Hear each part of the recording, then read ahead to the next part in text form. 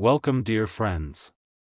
Let's listen to this beautiful short story, God Sees the Truth, But Waits, by Leo Tolstoy. In the town of Vladimir lived a young merchant named Ivan Dmitrich Aksionov.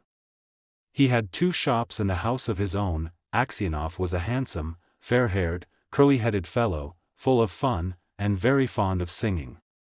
When quite a young man he had been given to drink, and was riotous when he had had too much, but after he married he gave up drinking, except now and then. One summer Aksionov was going to the Nizhny fair, and as he bade goodbye to his family his wife said to him, "Ivan Dmitrich, do not start today, I have had a bad dream about you." Aksionov laughed, and said, "You are afraid that when I get to the fair I shall go on the spree." His wife replied, "I do not know what I am afraid of.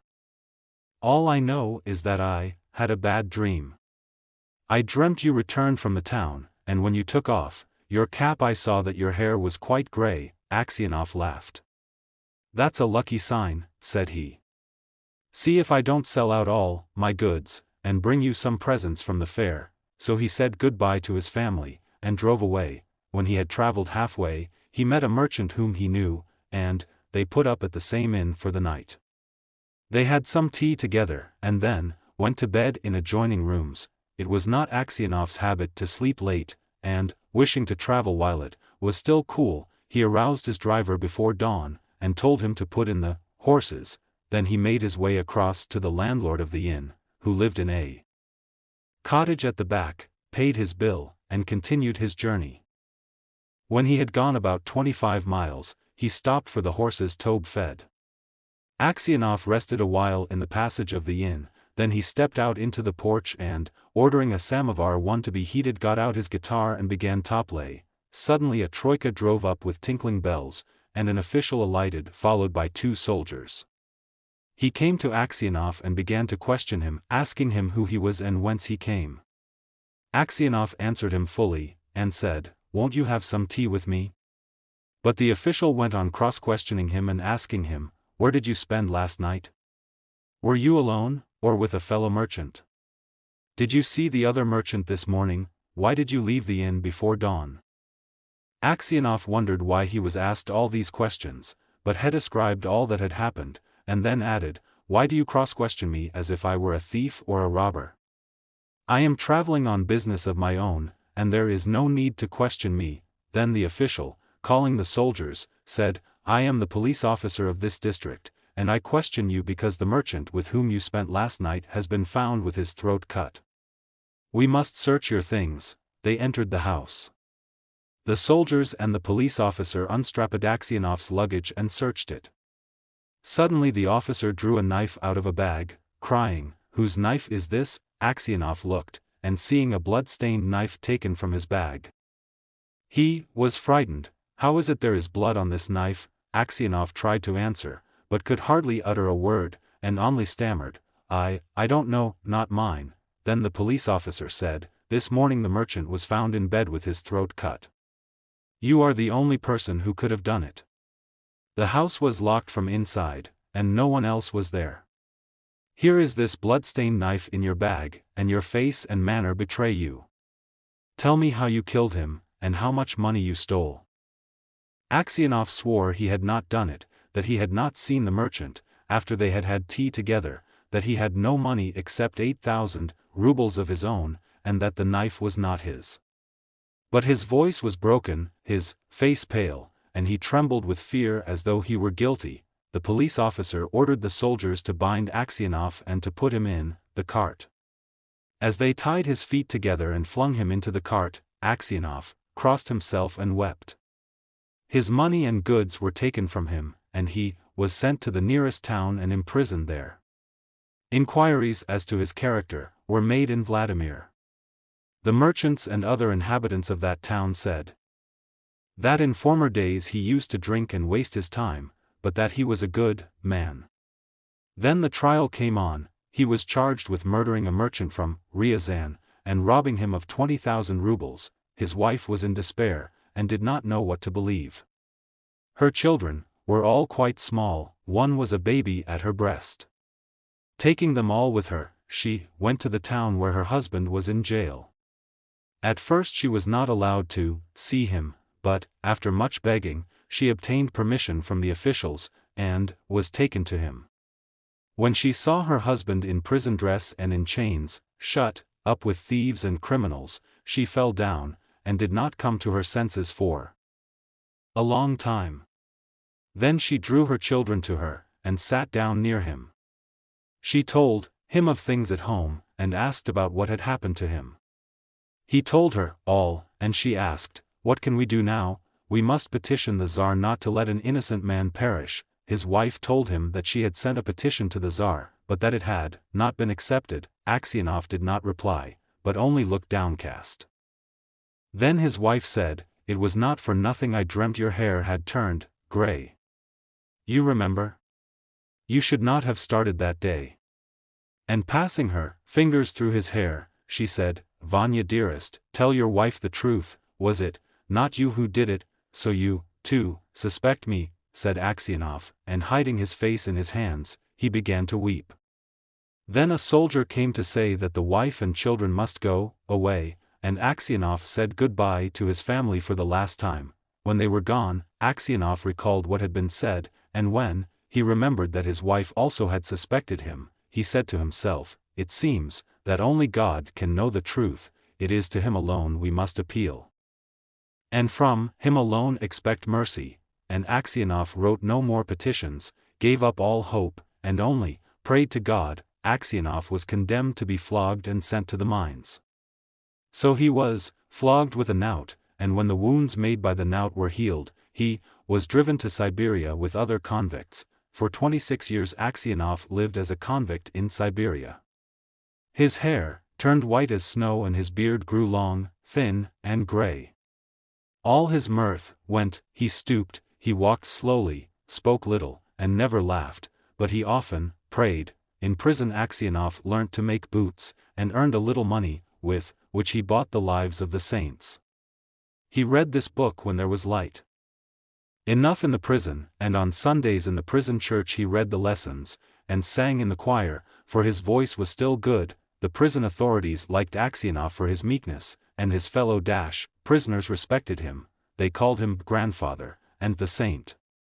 When they wanted to petition the prison authorities about anything, they always made Aksionov their spokesman, and when there were quarrels among the prisoners, they came to him to put things right, and to judge the matter. No news reached Aksionov from his home, and he did not even know if his wife and children were still alive.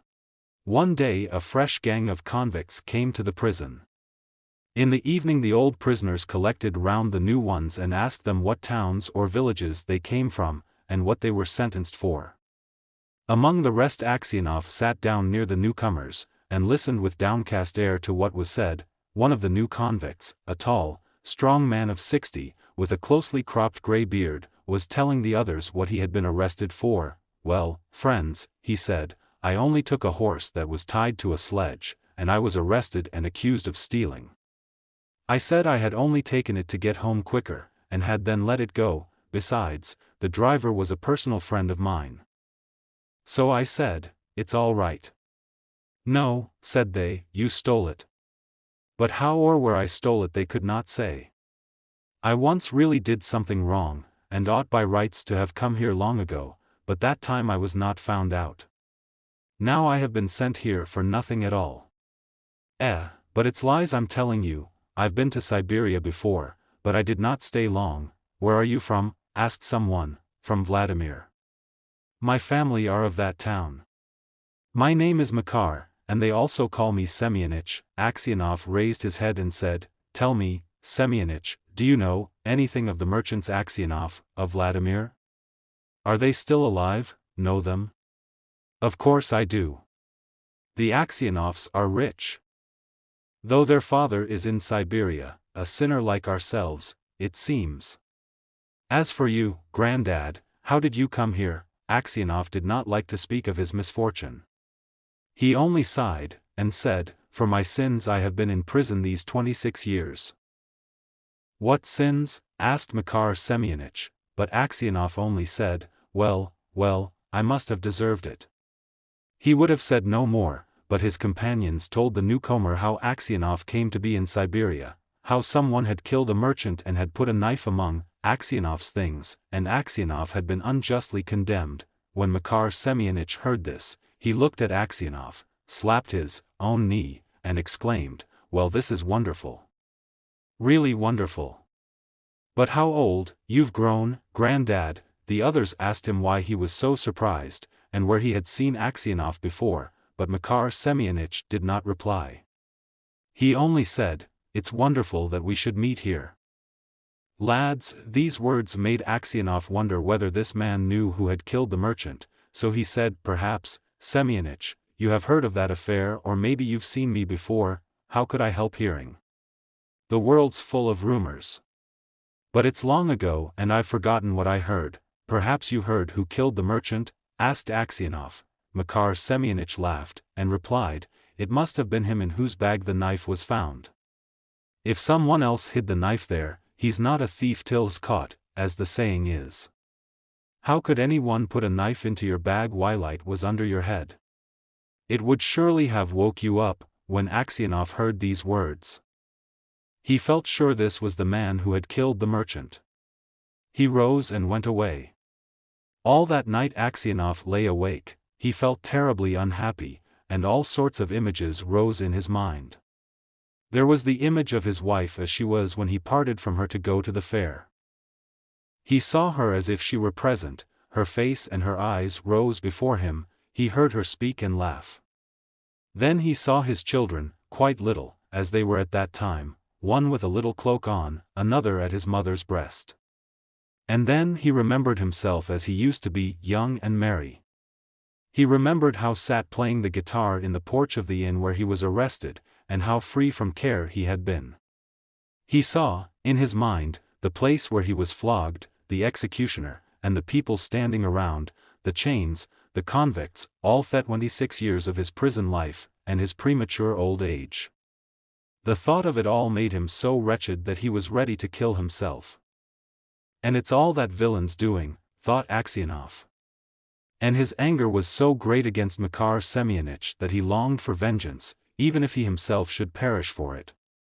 He kept repeating prayers all night, but could get no peace. During the day he did not go near Makar Semyonich, nor even look at him. A fortnight passed in this way. Aksionov could not sleep at nights, and was so miserable that he did not know what to do. One night as he was walking about the prison he noticed some earth that came rolling out from under one of the shelves on which the prisoners slept. He stopped to see what it was. Suddenly Makar Semyonich crept out from under the shelf, and looked up at Aksionov with frightened face. Aksionov tried to pass, without looking at him, but Makar seized his hand and told him that he had dug a hole under the wall, getting rid of the earth by putting it into his high boots, and emptying it out every day on the road when the prisoners were driven to their work. "Just you keep quiet, old man, and you shall get out too. If you blab they'll flog the life out of me, but I will kill you first." Aksionov trembled with anger as he looked at his enemy. He drew his hand away, saying, "I have no wish to escape, and you have no need to kill me, you killed me long ago. As to telling of you, I may do so or not, as God shall direct." Next day, when the convicts were led out to work, the convoy soldiers noticed that one or other of the prisoners emptied some earth out of his boots. The prison was searched, and the tunnel found. The governor came and questioned all the prisoners to find out who had dug the hole. They all denied any knowledge of it. Those who knew would not betray Makar Semyonich, knowing he would be flogged almost to death. At last the governor turned Toksionov, whom he knew to be a just man, and said, "You are a truthful old man, tell me, before God, who dug the hole?" Makar Semyonich stood as if he were quite unconcerned, looking at the governor and not so much as glancing at Aksionov. Aksionov's lips and hands trembled, and for a long time he could not utter a word. He thought, "Why should I screen him who ruined my life?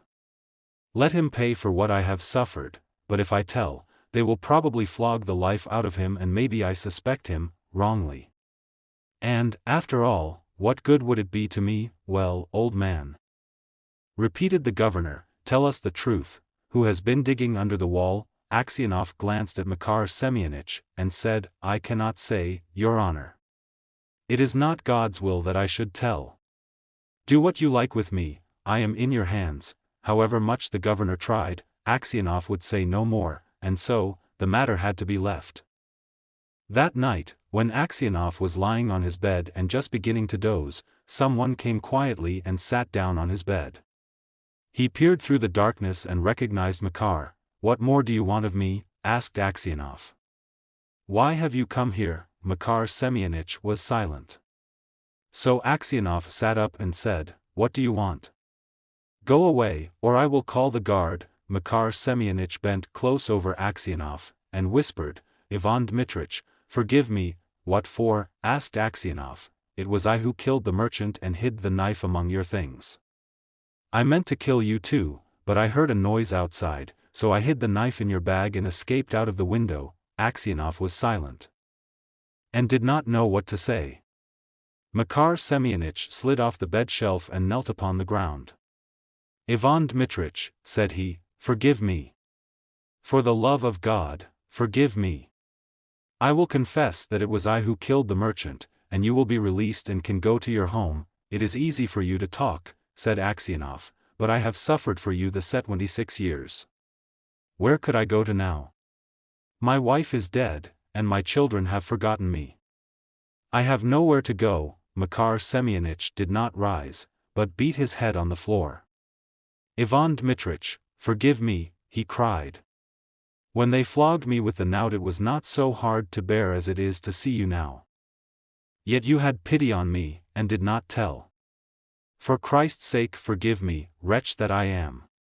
And he began to sob. When Aksionov heard him sobbing he, too, began to weep. "God will forgive you," said he. "Maybe I am 100 times worse than you." And at these words his heart grew light, and the longing for home left him. He no longer had any desire to leave the prison, but only hoped for his last hour to come. In spite of what Aksionov had said, Makar Semyonich confessed his guilt, but when the order for his release came, Aksionov was already dead.